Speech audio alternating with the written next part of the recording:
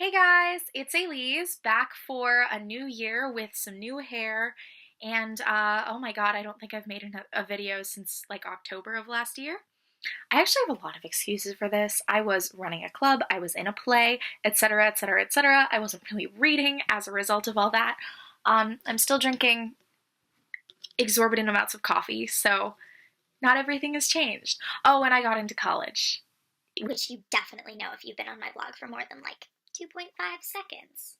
I figured to get back into the booktubing life today, I could do a tag, and this is a tag that I have been tagged in many, many times over the years, and never really done aside from one time, which I found on my blog from May 2017. I think it was about my third post on this blog. This was back before I did blog graphics. The title is TBR stuff, which is ridiculous.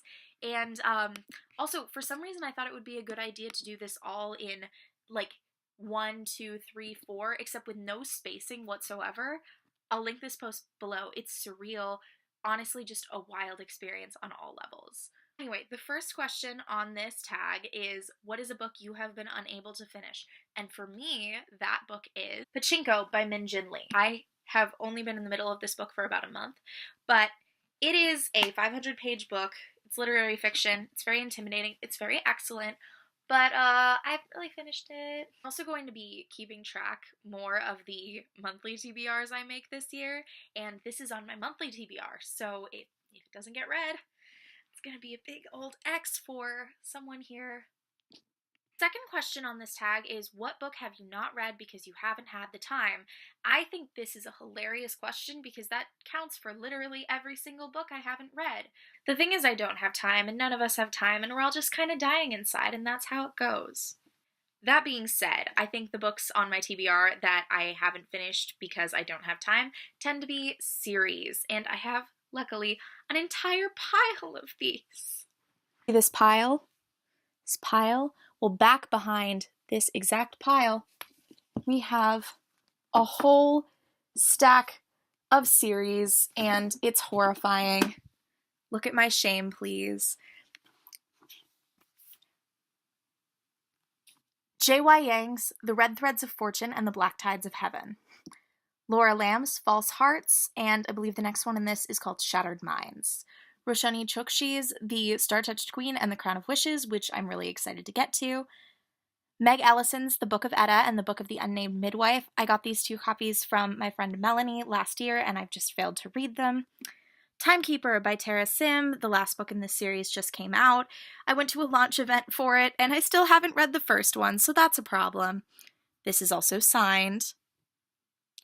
And Patrick Ness's The Knife of Never Letting Go, which is the beginning of a trilogy that I really don't understand why I haven't read. And off to the side, we have Seth Dickinson's The Traitor Baru Cormorant, which is a book about a morally gray lesbian, and I just don't own book 2, and I'm waiting for it to come out in paperback. I know I just said I'm waiting for it to come out in paperback, but let's be real with ourselves. I would not have read it even if it were out in paperback. The third question on this book is, what book have you not read because it's a sequel? And obviously all of the books that I have just mentioned qualify for that. I usually try to get my sequels read pretty quickly, but usually tends to fall apart when I'm in a reading slump, as I have been for the last 4 months. The Song of the Dead by Sarah Glenn Marsh. This is the sequel to Reign of the Fallen, which I read last year and enjoyed. I only actually got the arc of this about a month ago, so I feel like I have a good excuse. And this is also on my TBR for the month, as it is one of the only January arcs I have. So that's really exciting. Also, I just realized this is on the wrong shelf. This needs to be in the stack, not in the front. This is my immediate TBR only. There is, however, one other book on these shelves that I think qualifies for that category, and that is Muse of Nightmares by Laini Taylor. This is the sequel to Strange the Dreamer, which I read last year and was actually in my first ever booktube video. I thought Strange the Dreamer was a solid book, but I wasn't actually as enthused about it as a lot of people who read this series were, and I happened to like Daughter of Smoke and Bone a little bit better. I thought the insta-love didn't really work for the context of Strange the Dreamer, whereas in Daughter of Smoke and Bone it sort of did, and I thought her writing at times actually got a little overblown, even though I absolutely love Laini Taylor's writing. The book also lacked structure a little bit. The first 150 pages took me about 2 months to get through, and that was really impactful to my reading experience. There's a part of me that's really intimidated to read this one because it's just going to be so thick. the same thickness, and I'm worried that the pacing issues will still be there. However, there were parts of Strange the Dreamer I really enjoyed. I thought Sarai's characterization was excellent. I thought Laszlo was an interesting character as well, and the final ending was really interesting and definitely built up to a lot of cool things that could happen in this book. Well, I'm still excited to read this one. I rated Strange the Dreamer 4 stars. I'm hoping this might be a 5. Question 4. What book have you not read because it's brand new? See, I am usually pretty okay about new releases that I'm super interested in, but it doesn't always happen, and sometimes things just get a little behind.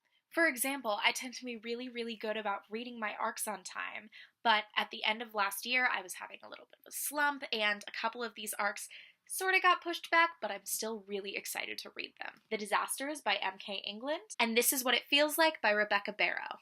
Disasters is a book about human disasters in space. It is marketed as The Breakfast Club meets Firefly, which is the most insane combination, but Firefly is one of my favorite TV shows, so I'm very excited to read this. This Is What It Feels Like is about songwriting and a girl band, and I believe there are gay girls in it, which is something that I am always here for, as you all know. So I'm really excited to read both of these, and hopefully you will see them in wrap-ups coming up somewhat soon. I also thought it was funny that on last year's book tag, I mentioned that Release by Patrick Ness was a book that I hadn't read because it was brand new, and if you look what's up there! Release by Patrick Ness. Question 5 is, what book have you not read yet because you didn't like the author's other books? This question is actually a little bit confusing for me because I've never really bought books by authors that I have hated books by before. If I'm going to try out one of those books, I'll check it out from the library. And even then, if I already know that I didn't like something by that author, the chance of me reading something else by them is a lot lower. So I'm going to switch this question around and put a book by an author I absolutely adore that for some reason I just haven't read yet. My pick for this is When the Moon Was Ours by Anna Marie McLemore, aka My Greatest Shame. Anna Marie McLemore wrote Wild Beauty, The Weight of Feathers, and Blanca y Roja. Blanca y Roja and Wild Beauty are two of my favorite books of all time, and I really enjoyed The Weight of Feathers as well. This is her second novel, and the only one of her novels that I have not yet read. I have owned this copy for, I believe, about a year. It is actually signed by this wonderful human goddess, and I still haven't read it, and I have no explanation as to why. Part of this is because for Anna Marie McLemore, I tend to really want to be in a certain mood. She writes these beautiful love letters to the world, and when I'm reading a love letter to the world, I want to be in a mood where I don't want something dark and depressing. She also does have a tendency to write sort of slower, meandering books. They just work really well for me. This is on my priority TBR pile, as you guys can see, and if I don't get to it soon, I really want you guys to fight me. Question number 6 is, what book have you not read yet because you're not in the mood?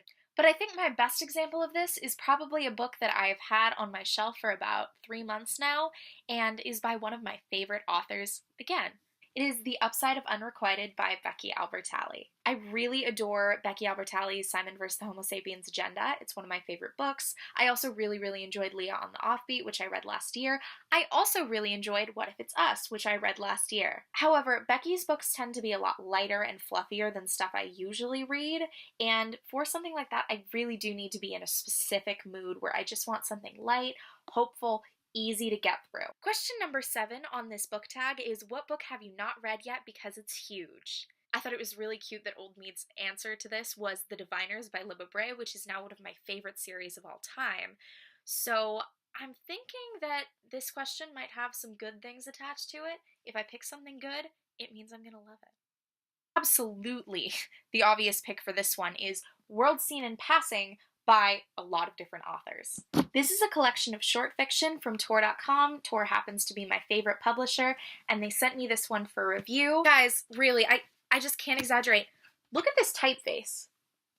Do you see this? It's already so tall, and it's also, hold up. It's 568 pages. However, I am really disappointed in myself that I haven't gotten to this one yet, and I'm hoping to get to it soon. Question number 8 is, what book have you not read yet because it's a cover by with bad reviews? My answer for this question last year was actually an arc, And I think I'm going to repeat that this time around because ARCs tend to be the only books I pick up for cool covers. And for this, I'm going to select Sherwood by Megan Spooner. I have read one book that Megan Spooner collaborated on, Unearthed, with Amy Kaufman, and honestly wasn't that huge a fan of it. It was okay, it had some decent parts, but overall it was just a little pulpy. This is one of my favorite covers of 2019, and honestly one of my favorite covers I've ever seen. I just absolutely love the design of this, and I cannot wait to read it, if only because of this gorgeous cover. The blurb, on the other hand, is pretty damn awesome. Robin of Locksley is dead, and Maid Marian doesn't know how she'll go on. So she does the only thing she can think of. She dons Robin's cloak and becomes her own hero. Amy Kaufman said this is a kick-ass, gender-flipped feminist retelling, and if that isn't something made exclusively for me, I don't know what is. So yeah, I don't even know if this really qualifies as a cover buy, but we came close. It's fine. Question number 9 is, what is the most intimidating book on your TBR? Personally, I think this question is a little ridiculous because my most intimidating book changes based on my mood. However, I think my old answer for this question is absolutely hysterical. Probably the A Court of Thorns and Roses series. This series is so polarizing, and with my dislike for Book 1 of Throne of Glass and my absolute hatred for at least 70% of fictional romances, Especially those with bad boys, I can't see myself liking it. But everyone else loves it, and I know that even if I dislike Book 1, I need to read Book 2, or everyone will kill me. So I never read A Court of Thorns and Roses, and have no intention of ever reading A Court of Thorns and Roses. Apparently at one time in my past I did, which is very, very funny, and just generally really hysterical to me. I really have nothing against Sarah J. Maas, but I have at this point now read excerpts of her further writings, like her 5th book in this series, and despite how often I have been told that the writing of the series gets better, I actually think it gets a little worse. It just was a mess. It's bad. It's bad, and I don't like it. So I don't know if I really have a pick for the most intimidating book on my TBR, but I have one book that on this shelf that I haven't mentioned yet that sort of stands out to me, so I'll mention that. This is The Fingersmith by Sarah Waters.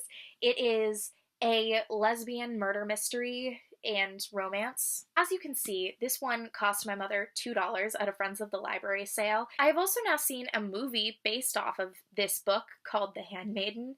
It is one of the best movies I have ever seen in my life, and I adore it so much. I'm honestly a bit surprised I haven't read this yet, but stuff happens sometimes, and the other thing is the page count of this is, as you might expect, somewhat large. Ah yes, 582 pages. This seems like something I have time for in this current time. But I've been saying I'm going to get to this soon for a very long time.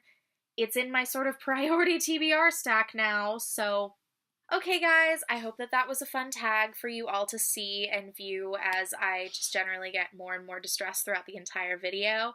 I'll be trying to film a little bit more this year, and hopefully at some point I will be able to actually get a decent quality camera. Right now I'm off my laptop and the coloring is horrifying. I'm just looking at it right now. I just don't even know what to say about this. I hope you all have very nice weeks, and I will catch you later.